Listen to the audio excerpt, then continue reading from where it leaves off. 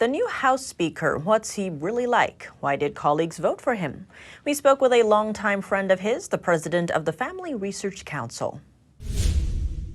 Tony Perkins, thank you so much for joining us. Great to have you on the show. Thanks. Great to be with you.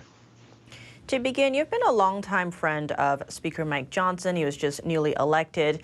Now, after he was elected, there's been a lot of news reports out about him, both negative and positive. But in your view, what kind of man is he? Well, he's actually what you see. I was just talking with him earlier today, and he's just amazed at how the media has focused on so many different things. And of course, he's not focusing a lot on what's being said. He's got a lot of work to do, and so he's zeroing in on the mission before him. But I really do believe what he said on the floor after he was elected by his colleagues is reflective of who he is. I've known Mike for probably over 25 years, and he operates from his faith, and so that guides what he does. And I think that was very clear. Nothing was forced. It was just kind of who he is. He's authentic, and I think his colleagues see that. They know that. That's why they have elevated him to this position to lead. He's a very thoughtful, caring, deep thinker, and I think he's going to do quite well as Speaker. And I want to expand on that. On X, you wrote that, quote, he'll lead with spiritual insight and political courage. Could you expand on that and give us a sense of what to expect from him as a legislative leader? You know, that's a really good question. What does that mean? I actually think he addressed that himself recently in an interview. He said, look, I'm a Bible-believing Christian. And so if you want to know where I stand, just read the Bible. And so when it comes to these issues that we're wrestling with today in public policy, that's his view. But he said, now I realize that I'm leading a conference that is made up of diverse thinkers and different districts. So that's my view, and I'm going to work toward consensus. And so he's not an enigma. He's not a puzzle to be figured out. He's made it very clear. And that's where I think, as Christians engage in the political process who are Bible-believing Christians, it's not difficult to know where we're coming from.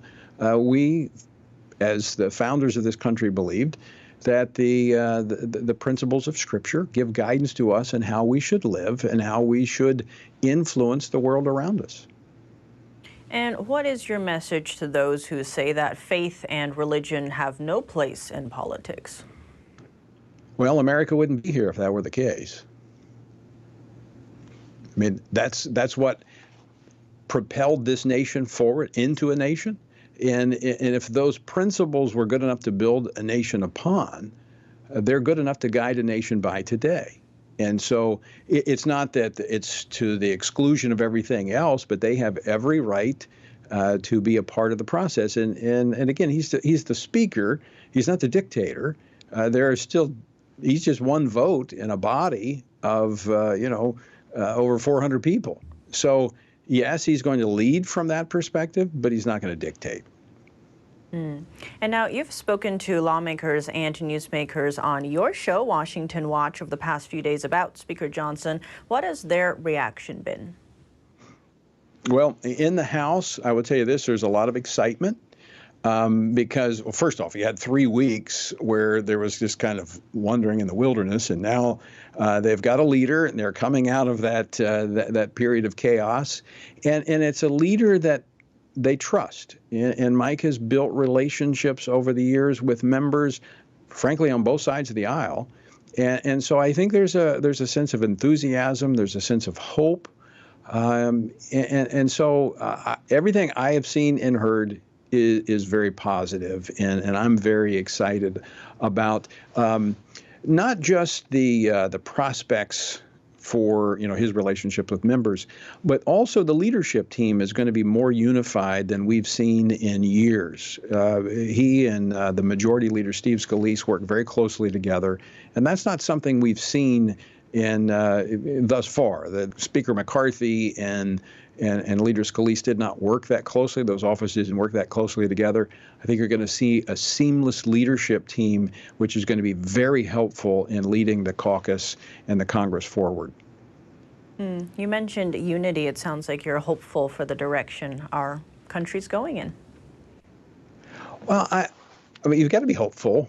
I mean, we need to be hopeful. We've got to be optimistic. Yes, we're facing some significant challenges. Yes, we are a nation that's divided, but here we see this ray of light.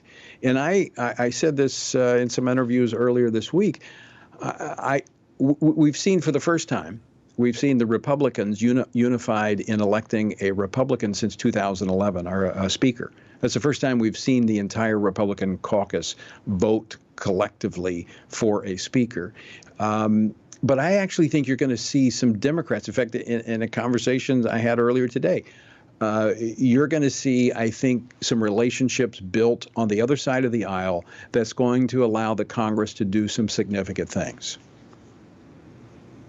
Tony Perkins, thank you so much for your time.